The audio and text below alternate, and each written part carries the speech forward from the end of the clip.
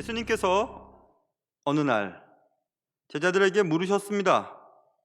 너희들 아까 길에서 막 올 때 무슨 토론을 그렇게 했냐? 하고 물어보셨습니다.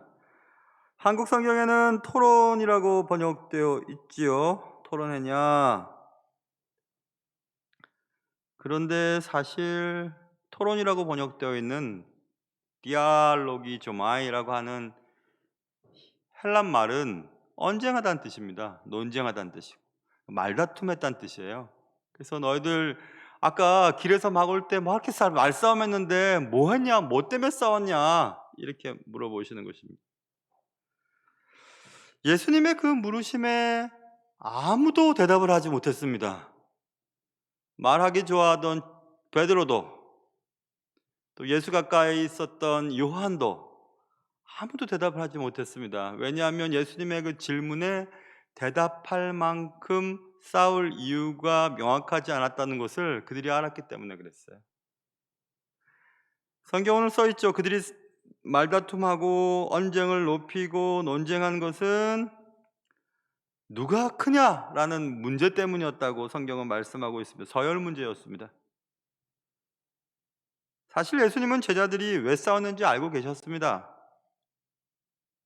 그래서 이참에 예수님은 과연 누가 큰지, 진정으로 높은 사람은 누구인지, 주님이 기뻐하시는 리더는 어떤 종류의 사람인지를 알려주기로 작정하셨습니다. 그래서 오늘 본문 35절을 보세요. 예수께서 앉으사, 좀 앉아봐라 너희들. 앉아봐. 내 말 좀 들어봐봐. 너희들 누가 크냐고 싸웠지? 내가 누가 큰지 가르쳐 줄게 하고 이제 차근차근 말씀하시는 장면이 오늘 본문에 나와 있습니다. 모쪼록 오늘 본문을 통해서 주님이 바라시는 높은 자, 진정으로 큰 자, 진정한 리더가 누구인지를 깨닫고 우리도 그런 사람이 되기 위해 기도하는 여러분과 제가 될 수 있기를 주님의 이름으로 축원합니다. 장래에 무엇이 되고 싶은지 아이들에게 또 우리 자신에게 한번 물어보세요. 나는 나이가 벌써 80 넘었는데요, 70 넘었는데요. 그래도 아직 살아있으니 해야 할 일이 남아있겠죠. 그럼 뭐 하고 싶으신지 한번 생각해 보세요. 아이들에게 장래에 무엇이 되고 싶은지 물어보면 대부분 높은 사람이 된다는 겁니다. 예전에는 대통령, 뭐 기업 사장, 아니면 장군 이렇게 대답하지. 네, 군인이요. 군인 뭐 쫄병이요. 뭐 이렇게 대답하는 아이들은 없어요. 요즘 좀 달라지긴 했습니다. 장래희망이 뭐냐? 건물주요. 장래희망이 뭐냐? 재벌 2세요. 뭐 이렇게 대답하는 사람들도 제법 있다는 얘기를 들었습니다. 누구 하나 낮아지고 싶은 사람은 없습니다. 그런데 왜 모든 사람들은 그렇게 높아지려고 하는 것일까? 동기가 무엇일까? 높아지면 영향을 줄 수가 있거든요. 그 높은 곳에 앉아 있으면 그보다 낮은 사람을 부릴 수가 있습니다. 내 앞에서 고개 숙이고 나보고 잘했다고 하고 박수 쳐주는 것을 보면서 즐길 수 있거든요. 그래서 권력을 소유하려고 하는 자들이 그렇게 많은 것 같습니다. 돈도 권력이죠. 미모도 권력입니다. 체력도 권력입니다. 인맥이나 학력도 권력입니다. 그래서 그것을 가지려고 합니다. 높아지면 아래를 내다보고 싶으니까, 내다보는 것이 좋으니까. 그래서 아파트도 높은 층에서 내다보는 걸 좋아하고 고층 빌딩 높은 곳은 회장님이 보통 계십니다. 그럼 왜 내려다보고 싶고 왜 남에게 영향을 주고 싶은 것일까?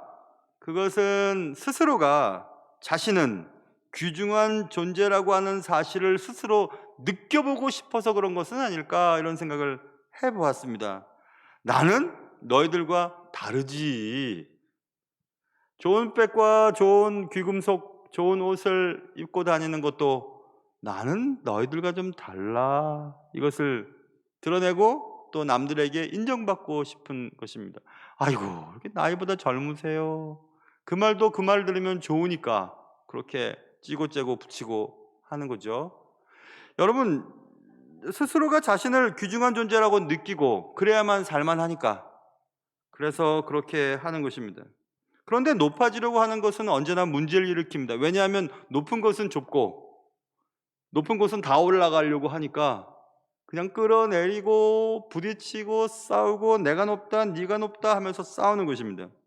그래서 언제나 높아지려고 하는 모임, 그런 단체는 싸움이 많이 생깁니다. 서열이 분명하지가 않은 곳에 싸움이 생깁니다. 저도 군대 생활을 해보았고 직장 생활도 해보았는데 서열이 분명한 공동체는 싸움이 잘 안 일어납니다. 그런데 교회 공동체처럼 비슷한 사람들이 모여있고 뭐 서열이 뭐가 있습니까? 교회 내에. 그러니 또 싸움도 많이 일어나는 것입니다. 다 자신이 맞다고 생각하니까. 그래서 순간순간 서열을 확인하고 싶어서 길에서도 싸우는 겁니다. 길을 걸어가면서도 싸우는 겁니다. 제자들이 막 싸우는 겁니다. 제자들이 정신을 못 차리고 있습니다. 얼마 전에 귀신 들린 아이를 고치지 못해서 사람들로부터 창피를 당했던 그들이 그렇게 창피를 당했으면서도 불구하고 길에서 누가 큰지 다투고 있습니다. 베드로와 요한과 야고보는 나머지 9 제자들에게 얘기합니다. 니들은 봤어? 니들 봤어? 예수님이 변한 거 봤어? 변화산에 올라가 봤어? 모세를 봤어? 엘리야가 모세와 얘기하는 거 봤어? 못 봤잖아. 못 봤으면 말하지 마 하고 막 나머지 9 제자들보다 자신들은 위라고 얘기했습니다. 나머지 9 제자들은 야 니들이 뭐 잘나서 예수님이 데려가셨냐? 어쩌다 갔으면서 어쩌다 본 거면서 니들이 뭘 잘했는데 하고 또 막 얘기를 하고. 예수님의 12 제자들 가운데서 직업이 어부가 많았습니다. 그러나 세무공무원도 있었습니다. 세리가 얘기합니다. 니들이 뭘 알아? 배운 것도 없으면서. 이 천박하고 무식해. 내가 더 높지? 또 권력의 중심에 가까웠던 일을 하던 사람들, 열심당원이나 또 뭐 이런 정치력이 있는 사람들은 야 니들이 뭘 알아? 니들 아무것도 모르면서 촌뜨기들 하면서 막 서로 높은 걸 막 얘기를 하는 겁니다. 서로 네가 높다 내가 높다 막 싸우는 겁니다. 창피한 줄도 모르고. 높아지려는 욕망은 누구나 다 있습니다. 여러분도 있고 저에게도 있을 것입니다. 아니 있습니다. 그리고 빨리 서열이 매겨져야만 그 다음부터는 처신하기가 편하니까 빨리 서열을 매기고 싶습니다. 크고자 하는 욕망이 여러분에게도 있고 저도 있기 때문에 언제나 우리는 싸움을 일으킬 소지가 있습니다. 부부도 마찬가지죠. 그럼에도 불구하고 그런 크고자 하는 욕망, 높아지고자 하는 욕망이 문제를 일으키는 데까지 가도록 내버려 두어서는 안 되는 것입니다. 길에서도 서로 싸우는 어리석은 삶을 살지 않도록 해야 하겠습니다. 시기심과 질투라고 하는 단어는 예수님의 자녀들이라는 단어와 함께 쓸 수가 없을 만큼 부끄러운 얘기입니다.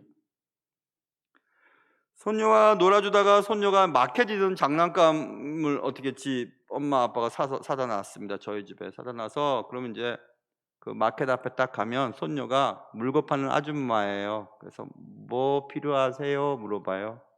그러면 제가 이것 주세요, 저것 주세요 하면 이제 그 텔러들처럼 이렇게 탁 이렇게 물건을 찍고 이렇게 주는 그런 거예요. 제가 근데 어느 날 그랬습니다. 아줌마, 저 아이스크림 주세요. 따끈따끈하게 해서 주세요. 이렇게 가만히 있어요. 이거 어떻게 줘야 되지? 따끈따끈하게 어떻게 줘야 되지? 잠깐 생각했습니다.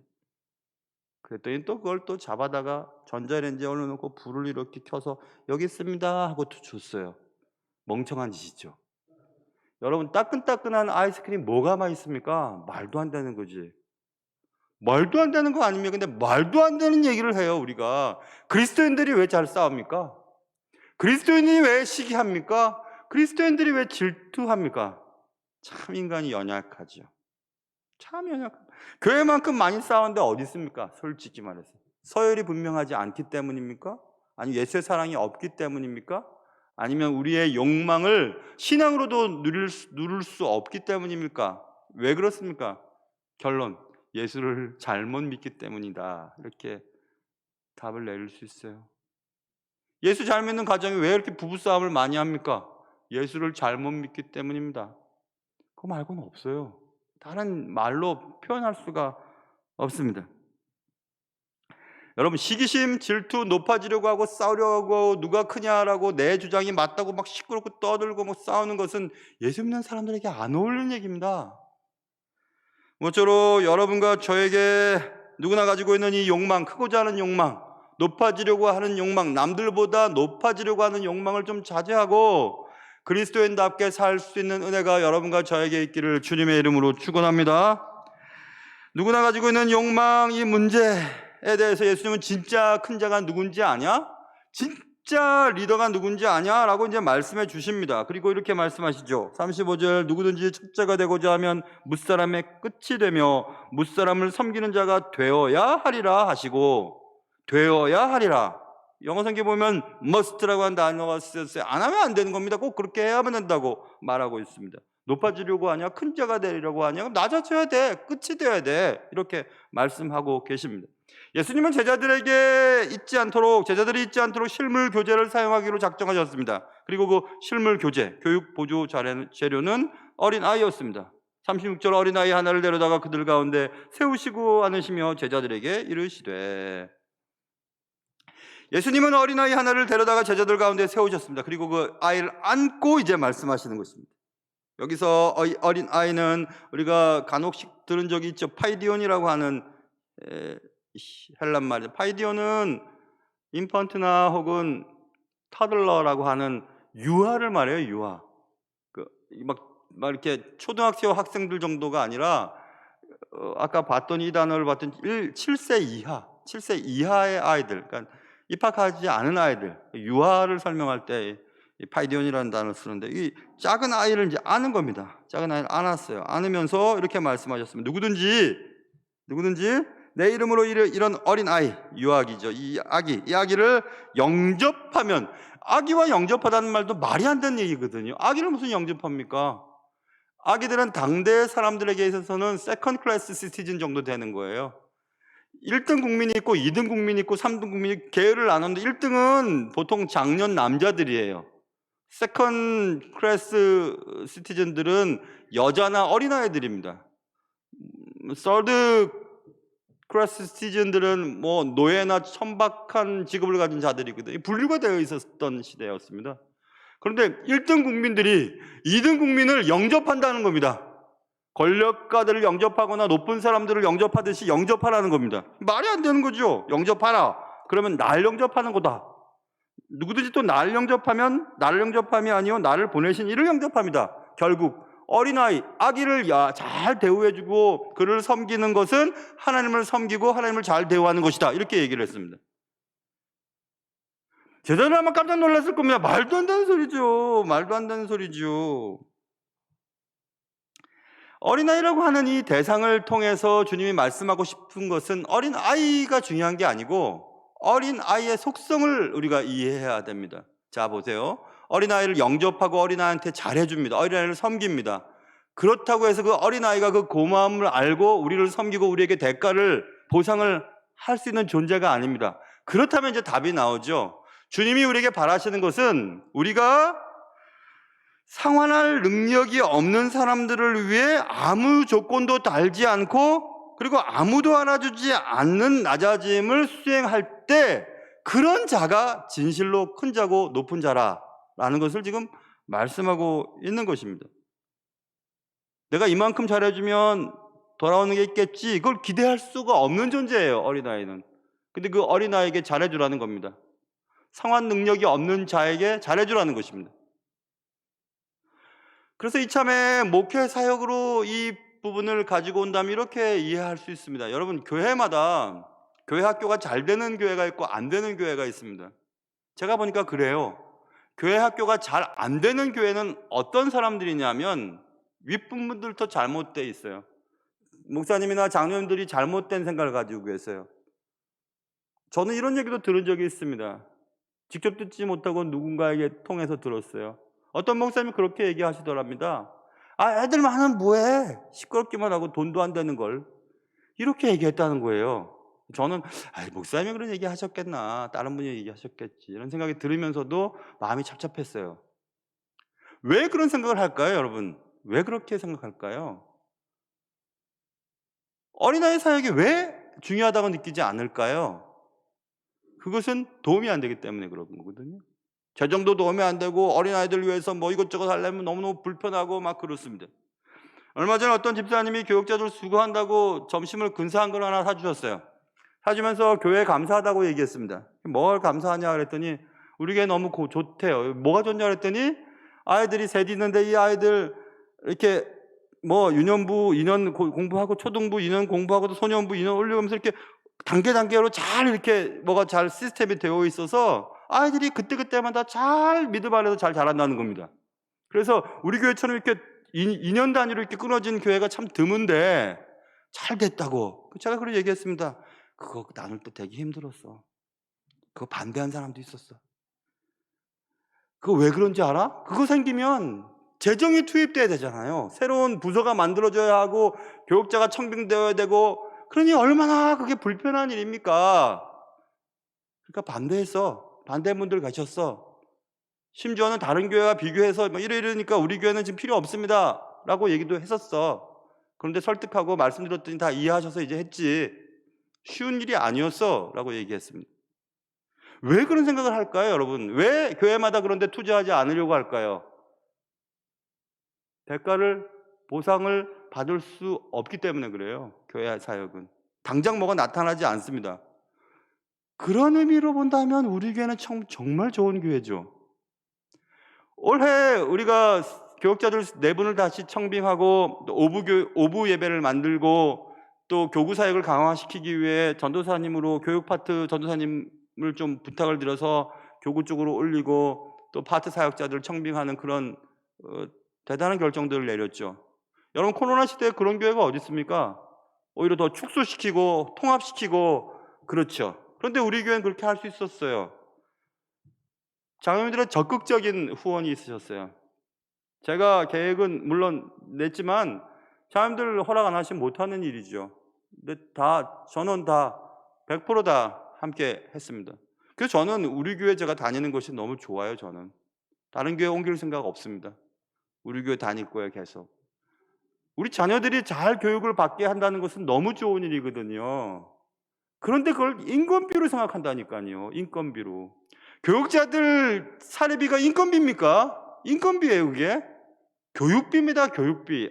우리 아이들 잘 가르쳐달라고 좋은 사역자들 청빙하고 또 좋은 대학의 특징 가운데 조건 가운데 하나는 교수와 학생 비율이거든요. 교수당 학생 비율이 적을수록 좋은 학교의 기준 가운데 들어가거든요.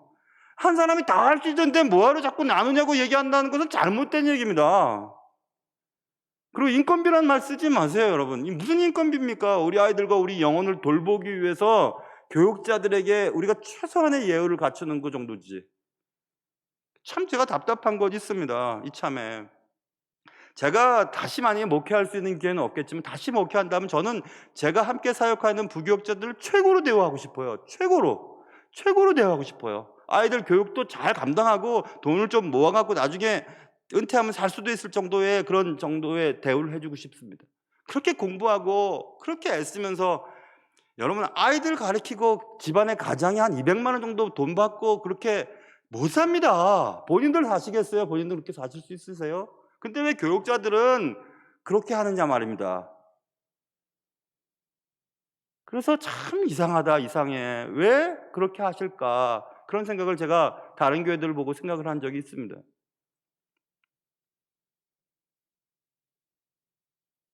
여러분, 주일학교, 교회학교에 투자하는 것은 정말 투자예요. 근데 보상이 바로 없어요.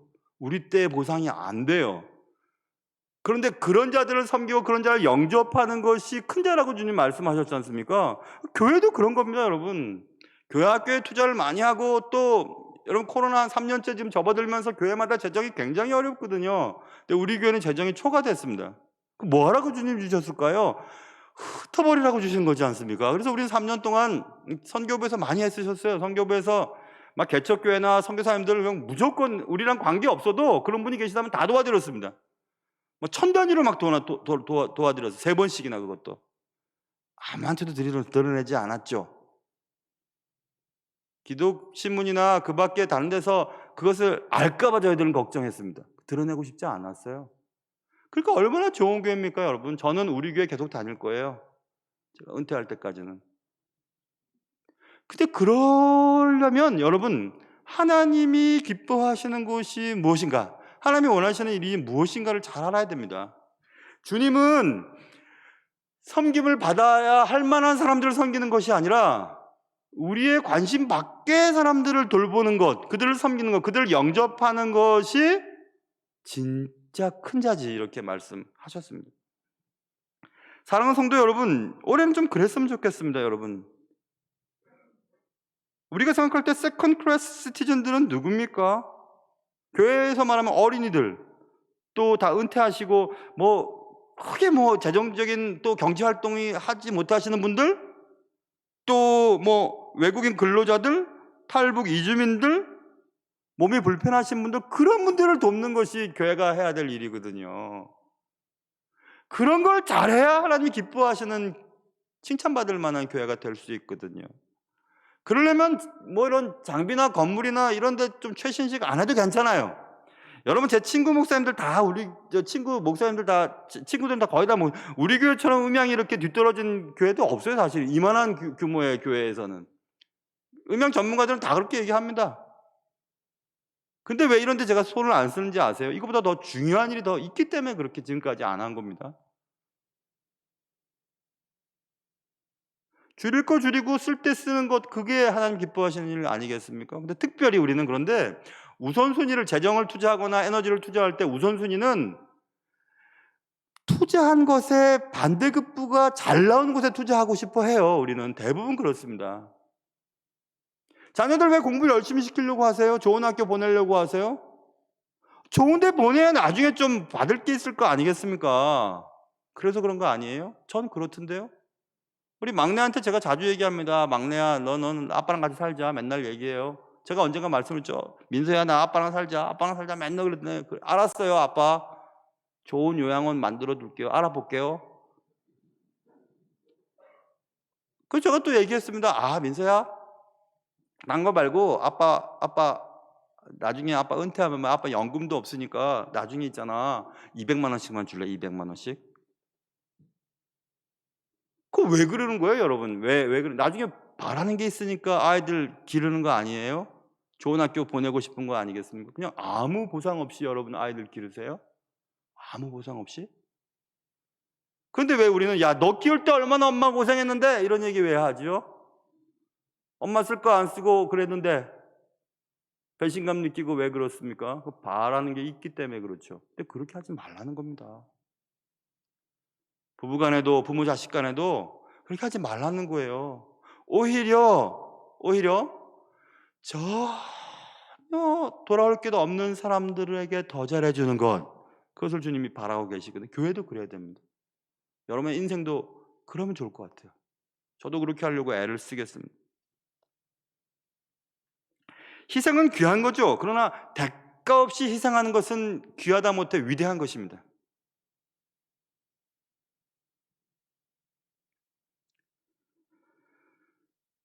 지난주 수요 예배 때 우리 백두영 목사님이 리더로 장성한 모세라고 하는 설교를 했죠. 거기서 리더십에 대한 부분을 잘 얘기했습니다. 그거 한번 여러분 들어보세요. 그리고 리더십은 영향력이라고 말했죠. 리더십은 영향력이에요. 인플루언스. 그래서 리더는 영향을 주는 사람입니다. 자기를 따르는 팔로워들에게 영향을 주는 사람들이에요. 그래서 좋은 리더는 자신을 따르는 팔로워들에게 좋은 영향을 줍니다. 그래서 좋은 리더라고 해요. 나쁜 리더는 자기를 따르는 팔로워들에게 나쁜 영향을 주죠. 그래서 나쁜 리더예요. 그런데 과거의 리더십의 연구 동향은, 제가 리더십 강의를 할 때 몇 번 말씀드린 적이 있습니다. 리더십 강의를 들은 분들은 기억나실 겁니다. 리더십 연구의 동향은 K-30, 거기에 중심을 두었어요. K-30는 능력이거든요. 어떤 리더를 연구합니다. 근데 그 리더가 가진 능력이 리더들에게 리더 되게 만들었어요. 그래서 그 사람의 위인전기전집을 읽으면 그 사람이 가진 독특한 능력이 드러나요. 이순신은 말 타고 떨어졌는데 다리를 이렇게 하면서도 끝까지 했다가 이런 거 얘기. 어떤 거는 밖에서 태어났대, 아래서 깨어났대. 어떤 사람은 태어나면서 또 머리가 너무 좋아가지고 어릴 때부터 구구단을 암기. 그런 걸 읽으면은, 우리는 위인전기전을 읽으면, 위인전기전을 읽으면서 부모가 바라듯이 너도 이런 위인이 됐으면 한다고 책을 사주면, 그 책을 읽는 아이들은 그 책을 읽으면서 나는 위인이 아니니까 읽고 싶지 않아요. 위인이 아니니까. 나는 그런 능력이 없으니까. 그러니까 K-30 능력 중심의 리더십 연구는 실패했습니다. 과거의 리더십 연구는 그런 동향이 있었거든요.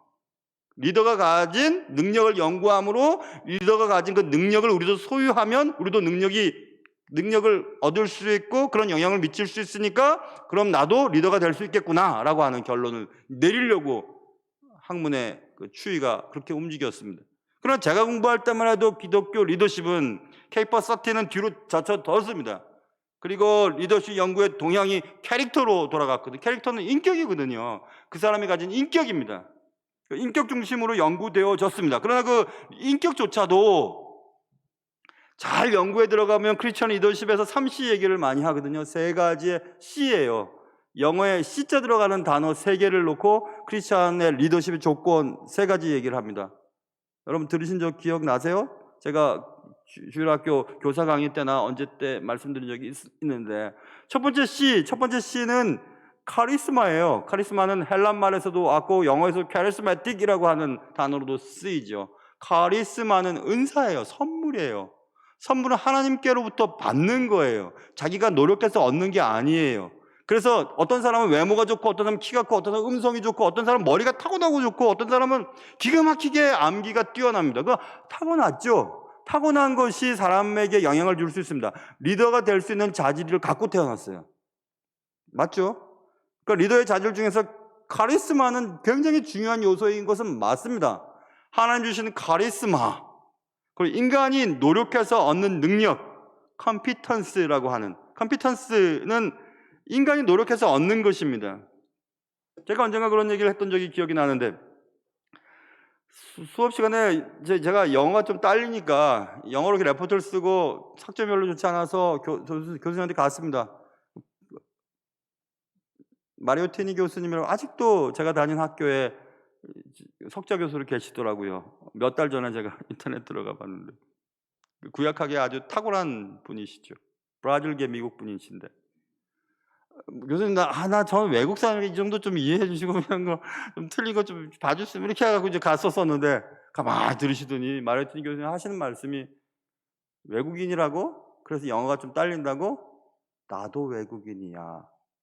나 브라질 사람이야. 근데 그러면서 얘기를 하시는 그분은 5개 국어를 하세요. 5개 국어. 5개 국어를 하시니까 아무 소리 못했어요. 자 보세요. 5개 국어를 하시는 교수님 앞에 저는 고개가 팍 숙여집니다. 그분의 인격이나 뭐 이런 거 상관없어요. 그분이 갖고 있는 능력 때문에 그래요. 근데 그 능력은 하나님 주신 뭐 외국어를 잘할 수 있는 능력 때문일 수도 있고 그가 노력해서 얻은 외국어 습득 능력이죠. 외국어뿐만 아닙니다. 몸이 이렇게 좋은 사람 앞에는 갑자기 기가 죽습니다. 정말 이상한 거 하나 있어요. 왜 몸이 좋은 사람은 왜 꼭 여름에 짧은 티를 입고 다니죠? 쫄티를. 난 그거 정말 이상하다. 보기 싫은데 나는. 보기 싫어요 정말. 그러지 마세요. 숨기고 다니십시오. 그런데 그런 것도 이렇게 고개가 숙여지거든요. 그렇죠? 그것은 컴피턴스라고 하는 건 인간이 노력해서 얻은 습득된 능력이에요. 그것도 리더가 될 자질 속에 들어가요. 영향을 줘요. 그런데 위에서부터 받은 자기가 노력하지 않은 것과 자기가 노력해서 받은 것이 이렇게 합쳐지면서 교차점이 이렇게 많아지잖아요. 교집합. 많아지면서 이 많아지는 것이 인격이에요.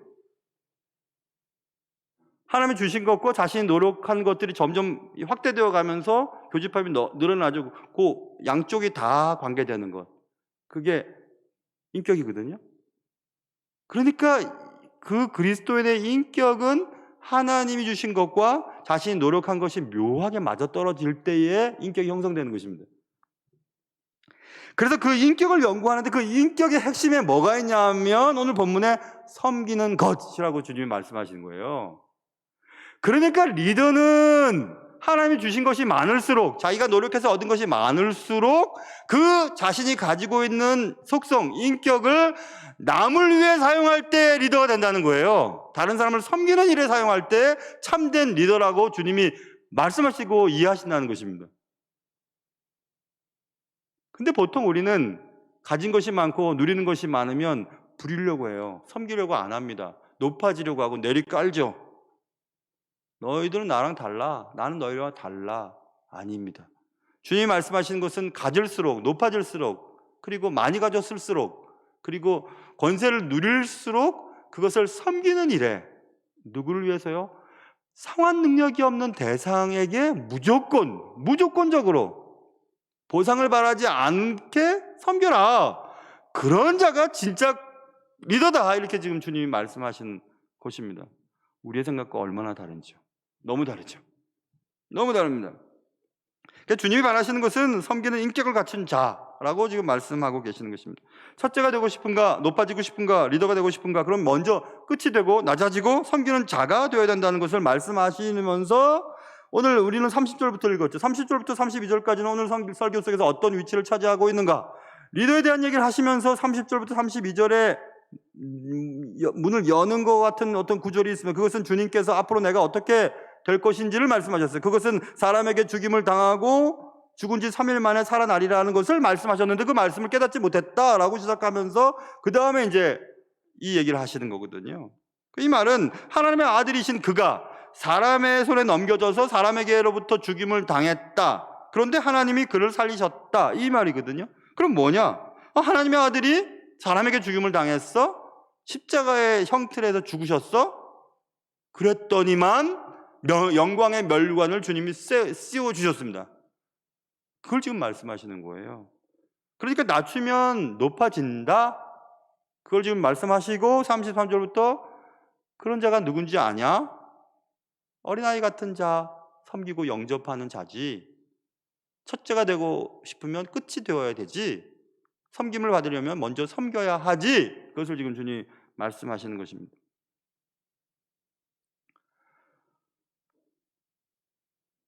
몸이 많이 아프면요, 빨리 밤이 지나갔으면 좋겠다 생각하시죠? 여러분 그런 경험이 있으시죠? 밤이 빨리 지나가. 이상하게 밤엔 더 아프잖아요. 저도 예전에 아픈 적이 한 번 있었는데 밤새 돌아다녔습니다. 이게 언제 아침이야? 언제 아침이야? 뭐 아침이면 더 달라질 건 없는데 밤은 더 아픈 거예요. 밤은 어디 갈 수도 없고 움직일 수도 없으니까. 그 새벽을 기다리는 그 마음. 남자 성도님들은 보초 서보셨죠? 보초들은 언제 동이 터나고 얼마나 동 터는 것을 기다리는지 모릅니다. 그런데 여러분, 우리는 잘 알고 있잖아요, 여러분. 새벽이 오려면 가장 어둠이 깊어야만 그 다음 새벽이 와요. 저는 그 생각 해봤습니다. 그렇지. 높아지려고 하면 가장 낮은 자리에 서 있을 때 높아지는구나 생각했습니다. 비로소 그때 높임을 받을 수 있구나라는 생각을 해보게 되었습니다. 그러니까 여러분, 높아진다는 것은 높아지려고 하는 사람은 끌어내려 버리십니다. 낮아지는 것을 기뻐하시고 섬기는 자들은 높이 세우십니다. 하나님은 높이 세우시기도 하고 땡기시기도 하거든요. 그런데 하나님은 낮은 자를 사용하십니다. 그래서 하나님이 사용하시려면 일부러 우리 가운데서 높아지려고 하는 것들을 빼앗아 가세요. 낮추세요. 그리고 하나님 앞에, 하나님, 나는 아무것도 아닙니다. 쓰레기입니다. 쓰레기입니다. 나는 죄인입니다. 내게서 떠나주십시오 라고 하는 제자들에게 찾아가셔서 그를 세우시거든요. 나는 왕 못합니다. 왕 못합니다 하고 도망갔던 사울을 끌어당기셔서 왕 세우셨거든요. 근데 사울이 나는 왕이야, 내 주위에 아무도 내 자리를 탐낼 수 없지 하고 자신의 사위인 다윗도 죽이려고 하고 자기 아들도 막 다윗을 옹호한다고 막 죽이려고 하고 막 그랬습니다. 그러자 하나님이 끌어내려버리십니다. 그래서 여러분, 교회도 마찬가지예요. 존경받는 분들은 누구냐? 섬기는 분들이세요. 어깨 힘주고 다니고 소리나 빡빡 지르고 그런 분들 하나님 사람들 싫어합니다. 뻔히 다 압니다. 저 사람들이 저 세상에서 권세를 누리지 못하고 교회 와서 저 권세를 찾으려고 하는구나. 금방 압니다. 교회도 마찬가지고 세상도 마찬가지입니다. 여러분, 섬기는 자를 하나님이 사용하십니다. 모쪼록 십자가의 사형틀을 영광의 면류관 되게 하신 하나님이 여러분이 낮추면 낮추실수록 세우시는 그런 주인공 될 수 있기를 주님의 이름으로 축원합니다. 앞으로 우리는 누군가 당신에게, 또 당신의 자녀들에게 당신의 자녀 혹은 당신은 장래의 희망이 무엇입니까? 라고 묻는다면 저는 그렇게 대답하고 싶어요. 네, 제 장래 희망은요, 가장 낮은 자리에서 내가 섬기지만 보상을 바랄 수 없는 분들을 위해 더 섬기고 그를 기꺼이 영접하는 것입니다. 그렇게 말하고 싶습니다. 또 그렇게 살고 싶습니다. 그래서 저는 목회자가 된 게 참 좋아요. 목회자가 된 게 좋아요. 목회자 얘기하면서 왜 제가 한숨이 나오는지, 왜 한숨이 나오는지. 목회자가 누구한테 싸워서 이길 수 있겠습니까? 어떨 때는 내가 감정의 쓰레기통인가? 왜 나한테 다 감정을 다 쏟아버리지? 라고 생각했던 적도 있었습니다. 벌써 옛날 이야기가 되었습니다. 지금은 제가 두려워하는 것은 다른 거 아니에요. 차라리 그때는 교만할 수가 없었습니다. 주님께 계속 무릎 꿇어야 했으니까. 이제 장로님들 저 많이 좋아하세요. 또 저도 장로님들 좋아하고 또 교인들도 다 좋아합니다. 물론 교인들 중에서 저를 너무너무 좋아하는 분들이 있을지 모르겠지만 저는 그냥 다 좋아합니다. 그래서 저는 지금 더 위험한 곳에 서 있는지도 몰라요. 내가 높아지면 안 될 텐데. 그렇다고 여러분 저를 끌어내리는 역할을 하려고 하진 마세요. 누구든지. 하나님께서 다 알아서 하실 테니까. 사랑하는 성도 여러분, 하나님이 기뻐하시고 사용하시는 진정한 리더는 섬기는 자입니다. 낮아지는 것입니다. 그리고 아무도 거들떠보지 않는 사람들에게 관심을 기울이고 그를 영접하고 섬기고 끊임없이 사랑하고 인내하고 그를 위해 기도하는 일입니다. 그런 사람들입니다. 그런 참된 리더, 그리고 우리의 장래의 희망이 정말 그런 진정한 리더, 그런 리더가 되기 위해 기도하는 여러분과 저의 삶이 되실 수 있기를 주님의 이름으로 축원합니다. 기도하겠습니다. 사랑하는 주님, 저의 장래 희망은 저의 삶이 얼마나 될지는 알 수 없지만 점점 낮아지기를 원합니다. 높아지는 것을 꺼려하고 오히려 더 낮아지고, 그래서 주님이 원하셨던 것처럼 낮아질수록 높이 세우시는 하나님의 은혜를 받아 진정한 리더, 진정한 높아지는 자, 진정한 큰 자가 될 수 있도록 도와주시옵소서. 귀하신 예수님의 이름으로 기도합니다.